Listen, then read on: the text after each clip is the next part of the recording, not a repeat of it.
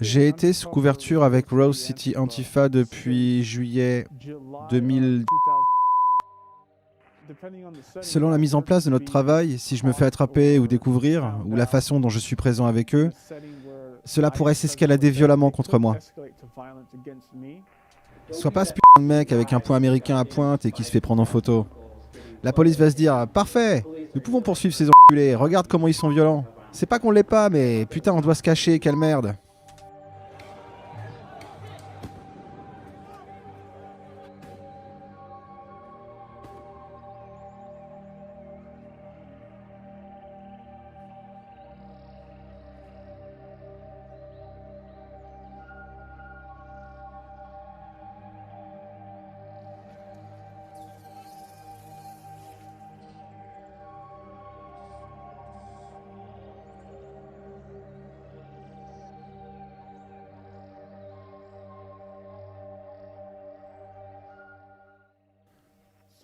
Donc actuellement, je suis un prospect pour Rose City Antifa et je suis à mi-chemin du processus de prospection pour devenir un membre à part entière d'Antifa.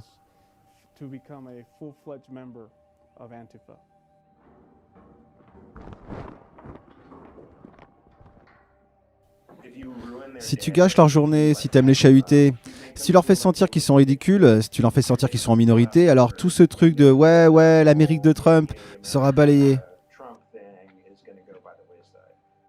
Ils m'ont contacté à travers Proton Mail et nous avons eu des échanges et un entretien a été organisé pour se rencontrer à Portland.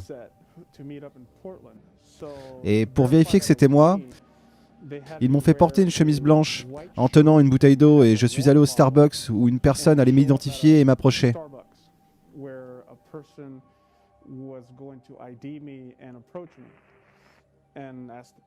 Et ils m'ont demandé qui j'étais et je leur ai dit. Et je les ai suivis à la destination où l'entretien allait se dérouler.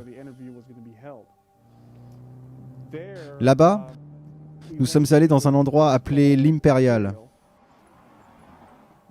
Ils avaient obtenu ces techniques d'espionnage et de renseignement de la part de quelqu'un d'autre, quelqu'un avec plus d'expérience, quelqu'un dont c'était le métier.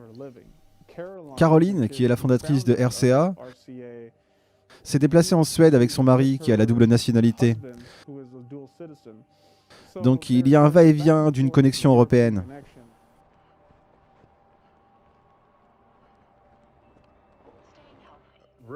Rose City Antifa tient des conférences obligatoires pour les membres prospects, en secret.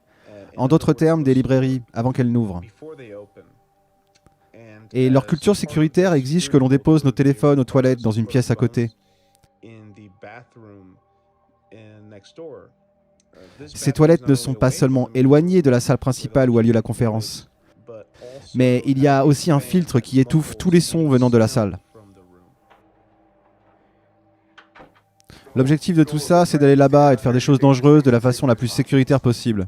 Jusqu'à quel point les antifas sont-ils violents, ou le RCA en particulier? Faites des choses comme un œil arraché, ça demande très peu de force d'abîmer les yeux de quelqu'un. Ils n'hésitent pas, soit à repousser ou à inciter à la violence. Dans nos classes ou pendant nos meetings, avant de faire n'importe quelle démonstration de Black Bloc, tu sais, nous parlions des armes en détail. Quoi porter et ce que nous devrions avoir. Qu'est-ce qu'un Black Bloc? Bien, ce sont les Black Blocs en ce moment.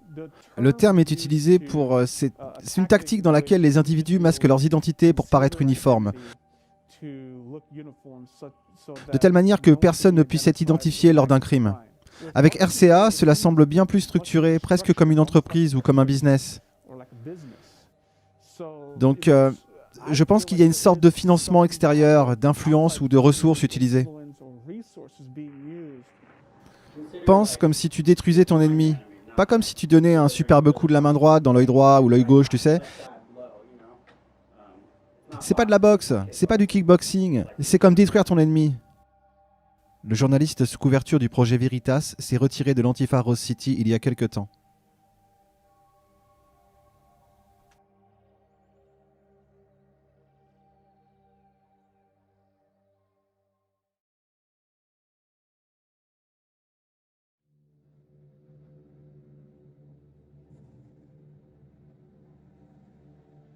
Projet Veritas a infiltré Refusfa de New York City.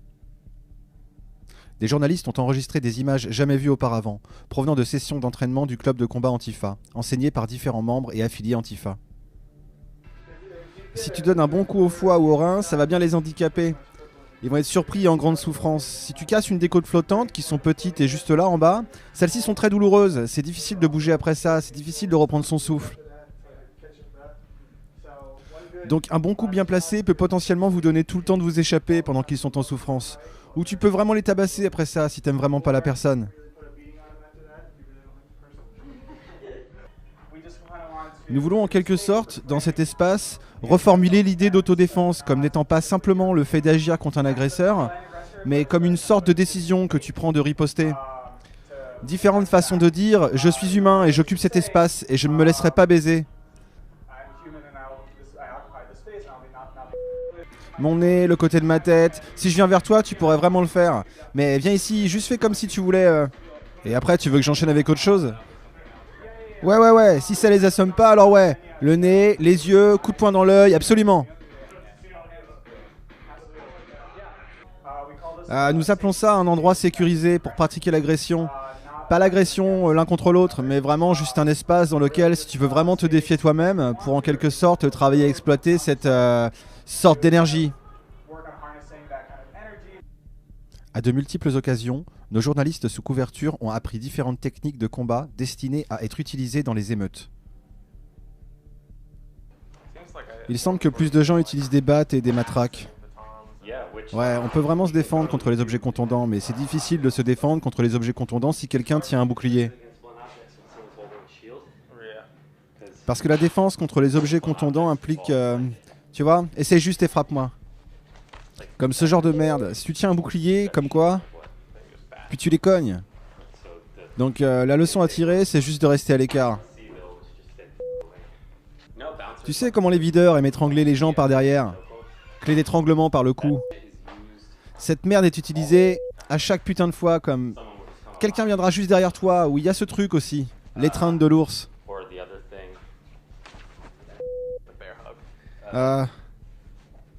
C'est super simple. Tu laisses tomber ton corps comme ça, d'accord? Tellement simple. Donc l'idée, c'est que tu te mets de côté, tu attrapes la personne, et puis tu la fous par terre, ok? C'est une façon de le faire. Et voici l'autre manière. Vas-y, étrangle-moi. Tu avances et tu lui chopes ces putains de noisettes.